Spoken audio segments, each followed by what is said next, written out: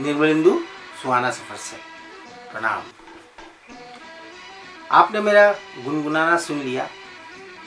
एक शौक है, गुनगुना लेता हूँ। गायक नहीं हूँ, फिर भी कोशिश मेरी जारी रहती है। पल पल दिल के पास तुम रहती हो, ब्लैकमेल 1973 में बनी थी ये फिल्म। कल्याण जी आनंद जी म्यूजिक डायरेक्टर थे और राजेंद्र किशन ने गीत को लिखा है। स्टार कास्ट में धर्मेंद्र, राखी, मदन पुरी, शत्रुघ्न सिन्हा आदि। इस गीत को सुनने से मुझे अपने देश की विविधतापूर्ण कविता, संस्कृति और महान परंपरा का आभास होता है। दरअसल मुझे एहसास होता है कि महात्मा गांधी ने कहा था कि अगर उनकी संस्कृति सचमुच समृद्ध है तो उनकी संस्कृति अपनाएं, लेकिन यदि समृद्ध नहीं है उनकी, मतलब विदेश की संस्कृति, तो उनकी संस्कृति अपनाएं। लेकिन यदि समृद्ध नहीं है तो हम भारतीय पश्चिमी संस्कृति को क्यों अपनाएं? ये उनका सवाल था। हम सब जानते हैं कि वे हमसे अलग हैं, मतलब पश्चिमी सभ्यता, पश्चिमी संस्कृति हमसे अलग है और उनकी संस्कृति से हम कोसों दूर हैं। हमारी एक अलग संस्कृति है, परंपरा है, संस्कार है। उसी में भारतीयों की एक अलग पहचान बनती है। संस्कृति की बात चलती किशोर कुमार की याद आ जाती है, क्योंकि बंगाल से आने के कारण वह भी बहुत ही समृद्ध थे, संस्कारी थे। देखते ही बोलते थे, दादा नमस्कार, केमन आछेन। हाँ, वो रफ़ी साहब को ऐसे बोलते थे, केमन आछेन, और रफ़ी साहब भी उत्तर में बोलते थे, भालो भालो। आज किशोर दा हमारे साथ नहीं है, लेकिन वे हमारे दिलों में आज भी अपने गीतों के कारण, अपनी आवाज के कारण, अपनी मधुर आवाज के कारण विराज कर रहे हैं, राज कर रहे हैं। क्योंकि उनका व्यवहार और उनका याराना हमारे दिलों में जिंदा है। वो यारों के यार रहे हैं। एक संपूर्ण कलाकार, गायक भी हैं, लेखक भी हैं, म्यूजिक डायरेक्टर भी हैं, आर्टिस्ट तो हैं ही है वो। आपने उनकी फिल्में देखी होंगी, एक से बढ़कर एक फिल्में थी। इस गायक को आज मैं प्रणाम करता हूं। जी हाँ, संगीतकार कल्याण जी आनंद जी का जवाब नहीं, क्या ट्यून बनाया है पल पल दिल के पास। संगीतकार कल्याण जी आनंद जी का जवाब नहीं, क्या ट्यून बनाया है, धुन धुन। हम हमेशा उच्च स्वर में एलपी और आरडी, मतलब आरडी बर्मन की तारीफ करते रहते हैं, प्रशंसा करते रहते हैं, लेकिन पता नहीं क्यों मुझे तो हमेशा यही लगता है कि हमने कल्याण जी आनंद जी जैसे संगीतकार की उपेक्षा की है, अनदेखी की है। यह एक कड़वी सच्चाई है, आप माने या ना माने। मुझे विश्वास ही नहीं हो रहा है कि मैं अभी भी 2021 में इस गीत को सुन रहा हूं।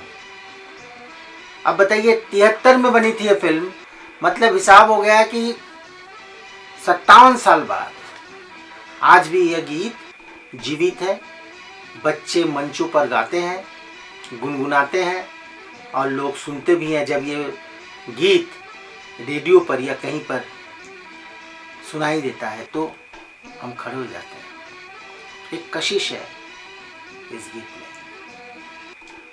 दरअसल जितना अधिक मैं सुनता हूं उतना ही मैं भाव विभोर हो जाता हूं। गीत के धारा प्रवाह ने वास्तव में मुझे यह महसूस करा दिया है कि कोई व्यक्ति सच्चे प्रेम को व्यक्त करते हुए अपने अंदर की भावना को सही तरह से व्यक्त कर रहा है तो वह यह गीत है। दिल को अंदर से छू जाता है। जी हाँ, विजय आनंद, कौन? देवानंद के भाई साहब द्वारा निर्देशित ब्लैकमेल 1973 की बॉलीवुड थ्रिलर फिल्म है। विजय आनंद इस फिल्म के कहानीकार और एडिटर भी हैं। लेखक भी हैं। हालांकि लिखने में उनका साथ दिया है विनोद कुमार नामक एक शख्स ने, जो हमेशा घोस्ट राइटिंग किया करते थे। फिल्म में धर्मेंद्र, राखी, मदनपुरीवादी हैं। कई आलोचकों ने इसे विजय आनंद की उल्लेखनीय और रिमार्केबल कार्यों में से एक फिल्म माना है। रिमार्केबल फिल्मों में से एक फिल्म माना है। फिल्म में कई हिट गीत हैं। किशोर कुमार द्वारा गाया गया पल पल दिल के पास तुम रहती हो सबसे बेहतरीन गीतों में से एक गीत है। 2 बार रिक्रिएट किया गया। एक अभिजीत बगानी ने 2016 में रिक्रिएट किया और दूसरा एक ही ट्रैक नाम फिल्म जो कि 2019 में रिलीज हुई थी, उसमें भी रीमेक किया गया। किशोर के अन्य गीत हैं मिले मिले दो बदन, खिले खिले दो चमन। एक गीत है शरबती तेरी आंखों की, झील सी गहराई में और मैं डूब डूब जाता हूँ। सभी गीत राजेंद्र कृष्ण जी ने ही लिखे थे। 146 मिनट की फिल्म है। कहानी भी विजय आनंद ने खूब लिखी है। एक गीत है आशा ओ आशा तुझे क्या हुआ, ये भी बहुत हिट गीत है। नैना मेरे रंग भरे सपने लता दीदी ने गाए हैं। दरअसल जब पल पल दिल के पास गीत का पिक्चराइजेशन हो रहा था, उन दिनों विजय आनंद की तबीयत खराब थी। जी हाँ, एक राज की बात आपको बता रहा हूँ, शायद लोगों को इसकी जानकारी नहीं है, कमी है। तबीयत खराब होने के कारण वो बहुत परेशान थे, बहुत तेज बुखार था। लेकिन मैंने सुना है कि वह हर शूटिंग स्पॉट पर समय पर पहुंचते और शूटिंग अपनी आंखों के सामने पूरी करवाते। लगन देखिए, जज्बा देखिए और काम करने का तरीका देखिए। आप इस गीत को सुनिए कि इस गीत में कई सीन्स हैं, कई स्पॉट हैं, अलग अलग शायद 7 या 8 स्पॉट हैं। हर स्पॉट में वो गए, शूटिंग की लगभग 5 या 6 दिनों तक इस गीत की शूटिंग होती रही। गाने तो पहले ही रिकॉर्ड हो चुके थे, लेकिन गीत की शूटिंग हो रही थी।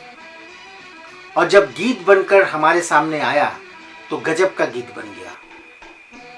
मतलब पल पल दिल के पास तुम रहती हो, और सब कोई पल पल ही रहता है दिल के पास। राग यमन कल्याणी पर आधारित है ये गीत। गीत चंदन सा बदन चंचल चितवन भी आपको बता दें राग यमन कल्याणी पर आधारित है। इस राग की उत्पत्ति कल्याण थाट से होती है, अतः इसे आश्रय राग भी कहा जाता है। जब किसी राग की उत्पत्ति उसी नाम के थाट से होती है, तभी इसे राग यमन कल्याणी कहा जाता है। कहते हैं कि मुगल शासन काल के दौरान मुसलमानों ने इस राग को राग यमन अथवा राग ईमन कहना शुरू किया। इस राग की विशेषता यह है कि इसमें तीव्र मध्यम का प्रयोग किया गया है, बाकी सभी स्वर शुद्ध लगते हैं। यमन और कल्याण भले ही एक राग हों, मगर यमन और कल्याण दोनों के नाम को मिला देने से एक और राग की उत्पत्ति होती है, जिसे राग यमन कल्याण कहा जाता है, जिसमें दोनों मध्यम का प्रयोग होता है। ये दोनों गीत भी राग चमन पर आधारित हैं। एक है फिल्म चितचोर से जब दीप जले आना, जब शाम जले जाना, और दूसरा गीत है दिल जो ना कह सका वही राज दिल कहने की रात आ गई, रफी साहब के गीत है।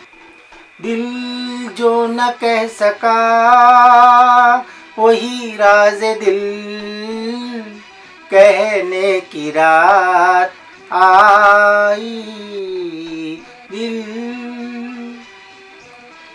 लीडर का ये मशहूर गीत भी राग यमन पर ही आधारित है। तेरे हुस्न की क्या तारीफ करूं, कुछ कहते हुए डर लगता है। तेरे हुस्न की क्या तारीफ करूं, कुछ कहते हुए डर लगता है।